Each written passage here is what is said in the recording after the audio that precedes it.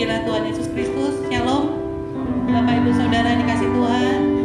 Ibadah kita tetap bersyukur meskipun online, tapi kita bisa mengundang hadirat Tuhan dimanapun kita berada. Tentunya kita bersyukur bersama-sama dengan keluarga, stay at home bersama dengan Tuhan Yesus Kristus. Haleluya, haleluya. Bapak, kami bersyukur dan berterima kasih ya Tuhan Yesus.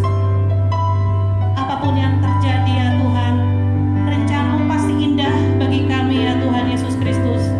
Dan apapun yang terjadi, kami tetap menyembah Engkau sebagai Tuhan, Sang Juru Selamat kami semuanya ya Tuhan Yesus.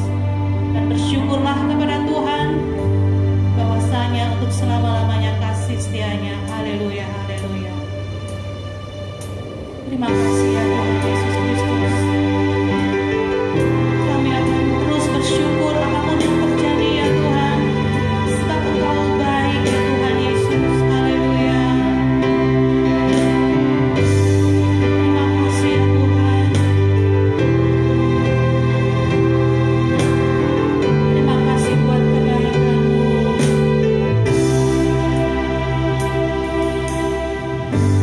Banyaknya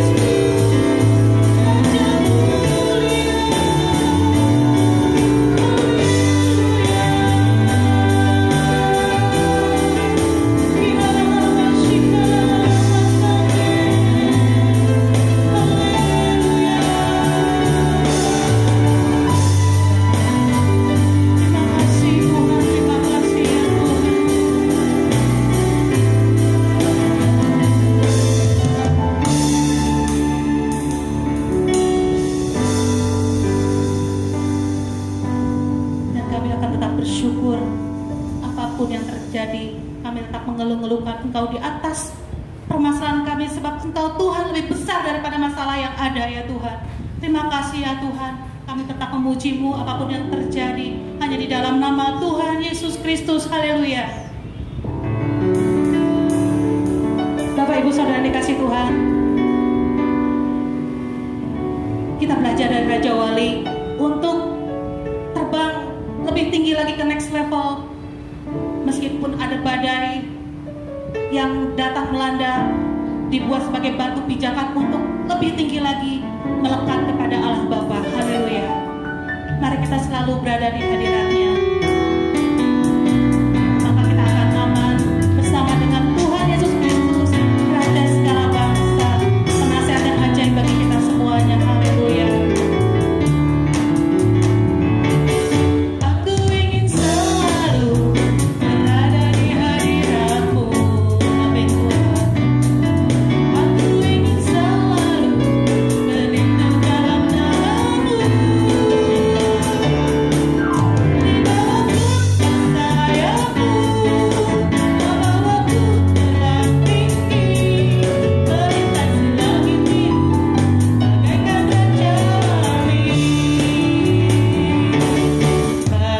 No.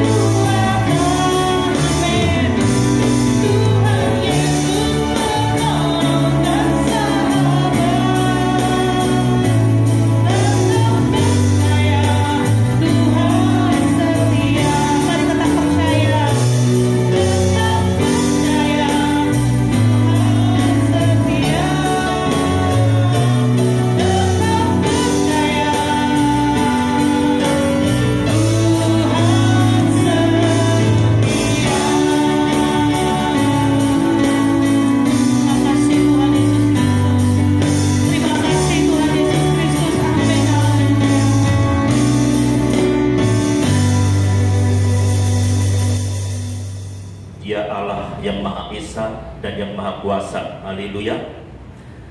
Firman Tuhan hari ini diambil dari Filipi 4 ayat 13. Kita akan belajar bersama-sama dari Filipi 4 ayat 13 yang mengatakan segala perkara dapat kutanggung di dalam Dia yang memberi kekuatan kepadaku. Firman berkata segala perkara dapat kutanggung di dalam Dia yang memberi kekuatan kepadaku. Ayat ini ditulis oleh Rasul Paulus, seorang hamba Tuhan, dan kita tahu dalam pelayanannya banyak menghadapi perkara tekanan-tekanan yang berat dia alami. Pernah hampir mati dilempari batu di Korintus. Bahkan dia bersaksi tekanan, tindasan yang dia alami bukan cuma dari luar saja, tetapi juga dari dalam dia alami juga. Sangat menyedihkan. Tapi luar biasa. Dalam suratnya dia katakan segala perkara dapat kutanggung di dalam Dia yang memberi kekuatan kepadaku. Segala perkara. Kata segala perkara, perkara apapun yang dia alami, dia bisa tanggung, Bapak Ibu Saudara. Saya sempat berpikir, wah ini orang luar biasa, tapi kok juga ada kesombongannya. Ya, dia dapat tanggung segala perkara.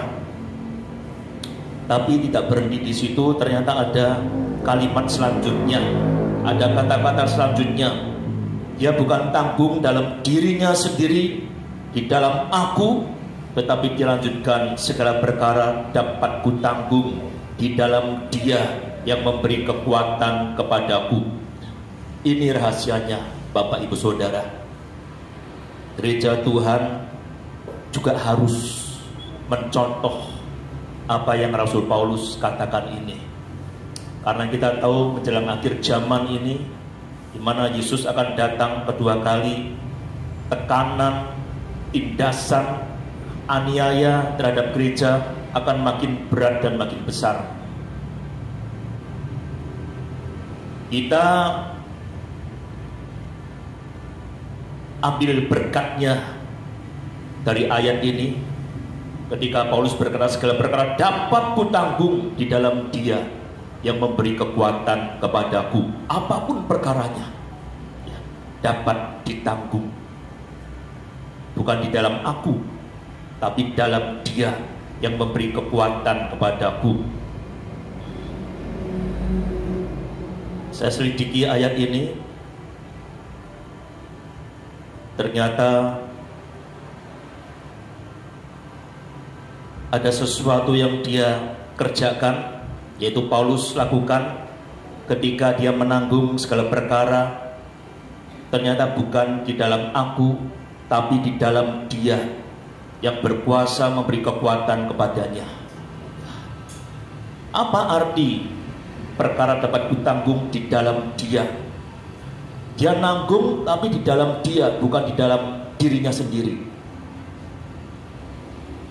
Kita lihat satu ayat di Amsal 16. Amsal 16 ayat ini menjelaskan pengertian dari segala perkara dapat kutanggung di dalam Dia yang memberi kekuatan kepadaku. Amsal 16 ayat yang ketiga. Firman berkata, serahkanlah perbuatanmu kepada Tuhan, maka terlaksanalah segala rencanamu. Serahkanlah perbuatanmu kepada Tuhan, maka terlaksanalah segala rencanamu. Ini yang dikerjakan oleh Rasul Paulus. Dia menanggung segala perkara, tapi bukan di dalam dia. Dia serahkan kepada Tuhan. Dia berikan kepada Allah perkara yang sempat ada dalam dirinya. Dia nggak mau tanggung sendiri, dia cepat berikan kepada Tuhan.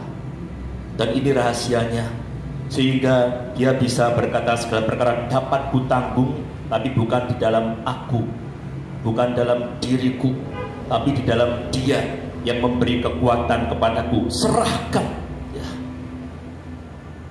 Tuhan memberi kekuatan kepadanya untuk bisa apa? Menanggung segala perkara yang dia alami.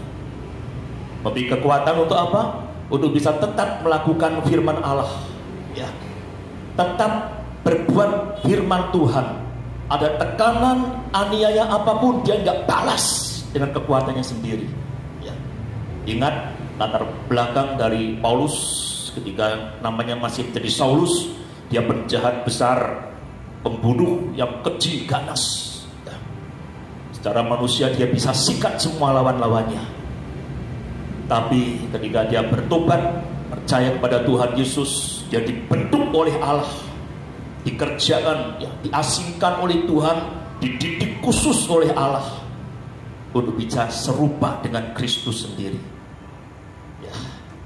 Dan dia lakukan ini, dia lakukan firman Allah, ya. Ketika dia menyerahkan semua perkaranya kepada Tuhan, di dalam dia, bukan di dalam diriku, ya. Tuhan berikan kekuatan kepadanya untuk melakukan firman-Nya, apa? Menyerahkan semuanya kepada Allah. Dia berbuat apa? Perbuatannya menyerahkan semua perkara kepada Tuhan. Itu yang harus diikuti oleh gereja Tuhan akhir zaman ini, Bapak Ibu Saudara. Dan bisa dipungkiri, gereja Tuhan, bahkan hamba-hamba Tuhan tetap bisa mengalami perkara apapun, tekanan, tindasan apapun. Tapi kita belajar ikuti firman Tuhan seperti yang Paulus lakukan, menyerahkan, ya, kepada Tuhan. Kita berbuat, serahkan semuanya, ya. Perbuatan kita apa? Menyerahkan kepada Allah. Tindakan kita menyerahkan kepada Tuhan segala perkara itu. Kalau kita tanggung sendiri, waduh, bisa stres, ya, bisa depresi, Bapak Ibu Saudara, ya. Serahkan, ya. Perbuatan kita apa? Menyerahkan kepada Allah.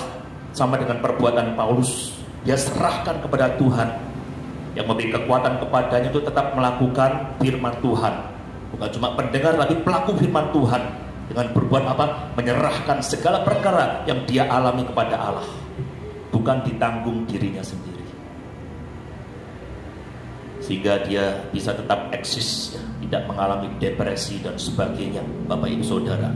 Nah, ketika kita serahkan, kita berbuat, menyerahkan semuanya kepada Tuhan, maka ada satu ayat yang luar biasa dalam Keluaran 14 ayat 14.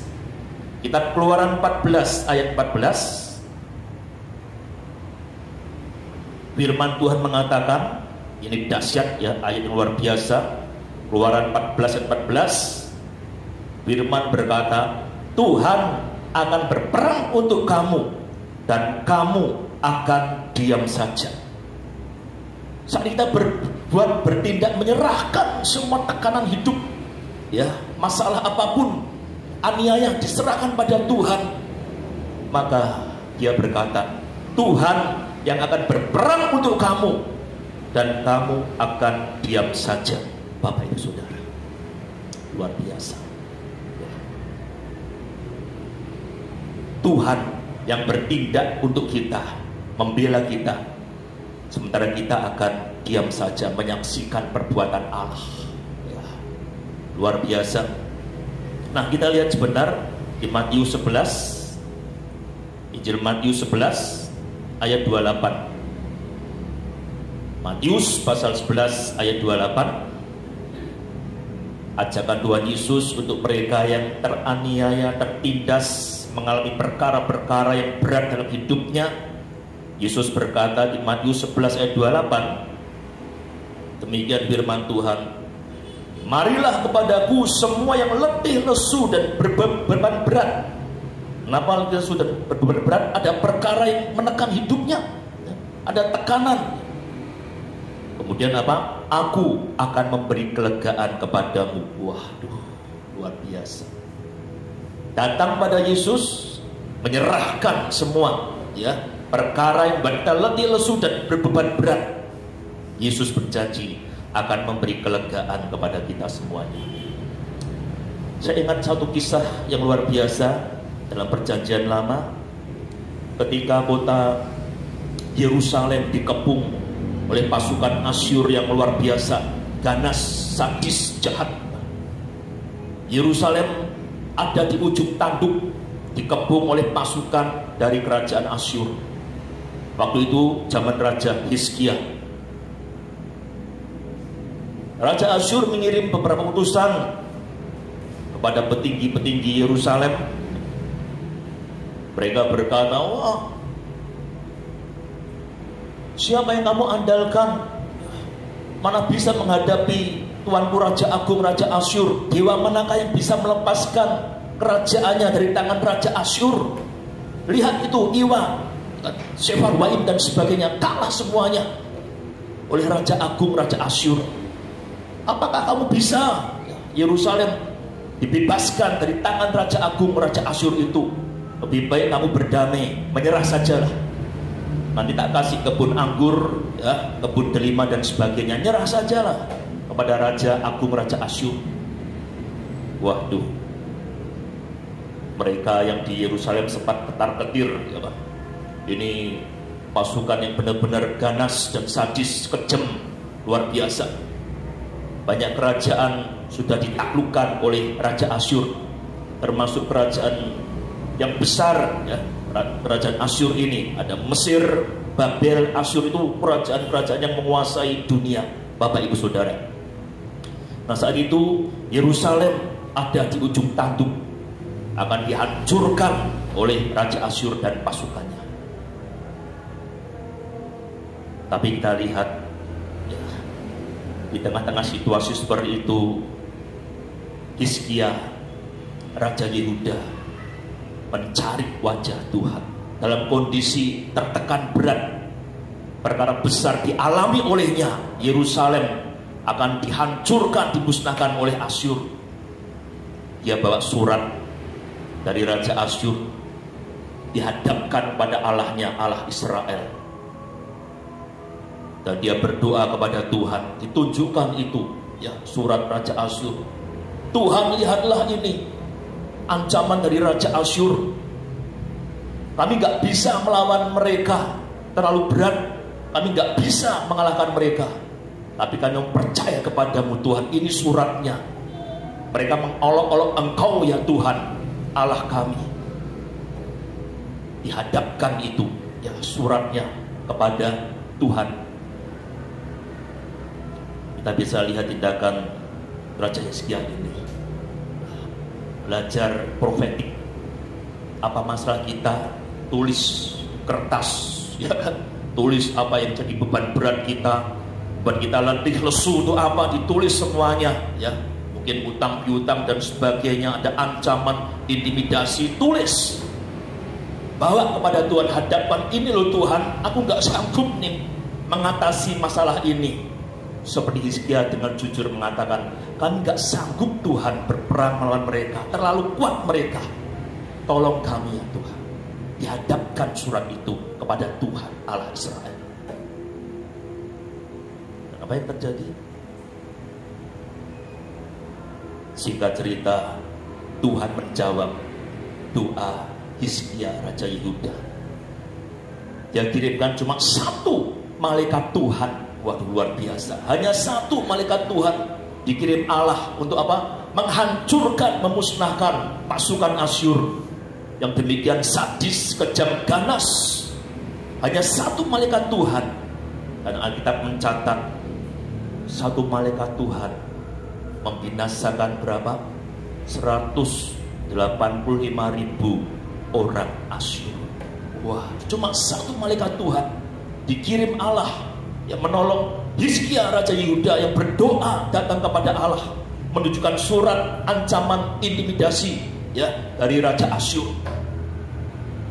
Tuhan kirim cuma satu malaikat Tuhan, dan 185.000 pasukan Asyur dibinasakan semuanya. Waduh, luar biasa. Nah ini Bapak Ibu Saudara, jadi pelajaran untuk kita pada hari-hari terakhir ini. Kondisi sekarang mungkin membuat kita letih lesu, ada beban berat.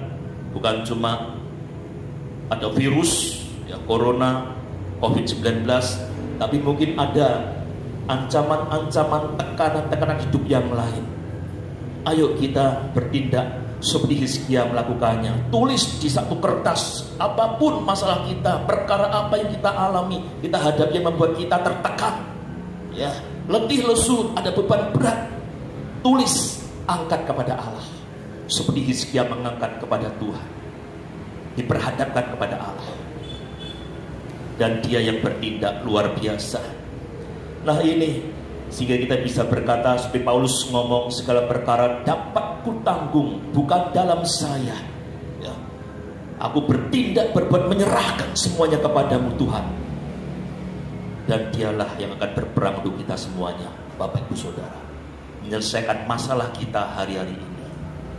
Nah, ini pesan Tuhan buat kita semua pada hari ini. Tetap percaya kepada Tuhan. Hadapkan masalah kita kepada Allah kita yang hidup dan luar biasa. Seperti Hizkia ditolong oleh Tuhan, kita pun pasti ditolong oleh Allah kita, ya. Tuhan Yesus memberkati dan mengasihi kita semuanya. Amin, haleluya. Kita berdoa bersama-sama. Mari Roh Kudus, Roh kebenaran, meteraikan firman-Mu sudah kami dengar pada hari ini. Ajar kami tetap setia memandang wajah-Mu, mencari wajah-Mu ya Tuhan, untuk kami menaikkan doa permohonan kami, keluh kesah kami di hadapan-Mu. Dan kami percaya seperti Kau sudah menolong Raja Hizkia, demikian pula pasti Kau menolong kami ya Tuhan, saat kami mau datang kepadamu. Terima kasih Bapa, terima kasih. Kami doakan semua jemaat-Mu yang ada, Tuhan berkati mereka, Tuhan lindungi mereka dari semua yang jahat yang ada dalam dunia ini, dan ajar mereka untuk tetap setia mencari Engkau ya Tuhan. Apapun masalahnya, apapun perkaranya, apapun persoalannya, ajar mereka setia datang kepadamu seperti Hizkia sudah datang kepadamu ya Allah. Terima kasih Bapa. Ini doa kami naikkan dengan hati bersyukur di dalam nama Tuhan Yesus Kristus. Haleluya. Amin. Kita angkat tangan kita akhiri ibadah kita hari ini dengan kembali menerima berkat anugerah dari Allah kita. Haleluya. Dalam nama Tuhan Yesus Kristus, Tuhan memberkati engkau dan melindungi engkau. Tuhan menyinari engkau dengan wajah-Nya dan memberi engkau kasih karunia. Tuhan menghadapkan wajah-Nya kepadamu dan memberi engkau damai sejahtera. Kasih setia Tuhan Allah, kasih karunia Tuhan Yesus, kasih sayang Kristus Tuhan tetap melimpah atas hidup kita mulai hari ini bahkan sampai Maranatha. Tuhan Yesus datang kembali membawa kita semua masuk ke rumah Bapa di surga, supaya tergenapi firman yang berkata, dimanapun Yesus berada, kita juga tetap berada bersama-sama dengan Dia untuk memandang dan menikmati kemuliaan-Nya sampai selama-lamanya. Di dalam nama Tuhan Yesus Kristus, kita yang percaya Tuhan dan sudah terima berkat Allah, dengan hati bersyukur sama-sama katakan amin, haleluya, haleluya.